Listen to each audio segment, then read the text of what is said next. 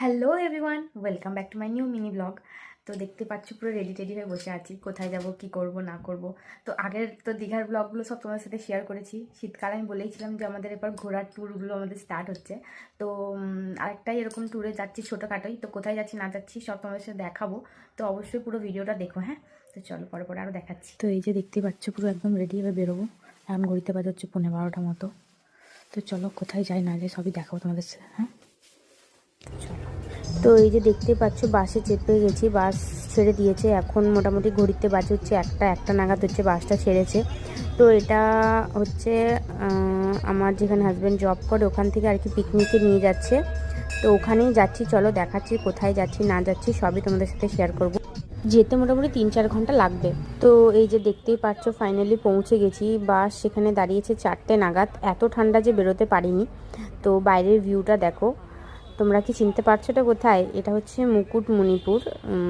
এখানে সবাই পিকনিক করতেই আসে। তো ওদের অফিস থেকে এবারে এখানে নিয়ে এসেছিলো। এখানে সবাই যারা যারা আছে আর কি বাসে সবাই আমাদের মানে যে আমার হাজব্যান্ড যেখানে কাজ করে ওখানকার সব স্টাফেদের মানে পরিবারের সবাই এসছি। এই যে দেখতে পাচ্ছি আমাদের বাস, এই বাসে করেই এসছি। আর সামনে যে রান্না হচ্ছে আমাদের।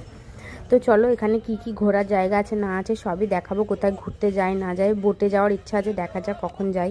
তো এখানে ঘুরতে যাওয়ার জায়গা হচ্ছে ডিয়ার পার্ক বা শিব মন্দির। তো ওটা যাওয়ার জন্যে এই নদীটা পেরিয়ে যেতে হয়, তাই বোটে করে যেতে হয়। তো দেখতেই পাচ্ছি এতে লাইফ জ্যাকেট পরে নিয়েছি। তো আমাদের এখানে সব যারা যারা ছিল পিকনিকে এসেছিলো, আমাদের কলিগ যারা ছিল তারা সবাই মিলে আর কি আমরা যাই। এই যে দেখতে পাচ্ছ গোটা বোটেই যতজন আছে সব আমরা আর কি একসাথে পিকনিকে এসেছি। তো খুবই আনন্দ হয়েছিল, খুবই মজা হয়েছে। সবার সাথে যাওয়ার মজাটাই আলাদা।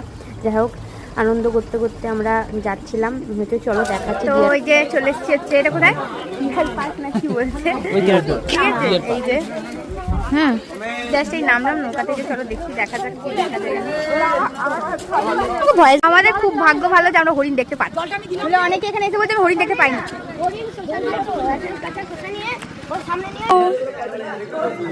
তোমার হরিণ দেখে কেমন লাগলো? ভালো লেগেছে। এই একটা হরিণ খালি দেখার জন্য আমরা আধা ঘন্টা হেঁটে হেঁটে এলাম। ঠিক আছে, চলো এরকম পোজও দিচ্ছে। তো আমাদের হরিণ দেখা কমপ্লিট। এবার আমরা যাবো মন্দিরে যাবো। ঠিক আছে, এই দেখো ভিউটা দেখো কত সুন্দর। দেখো ভিউটা যাওয়ার পথে সুন্দর ভিউ।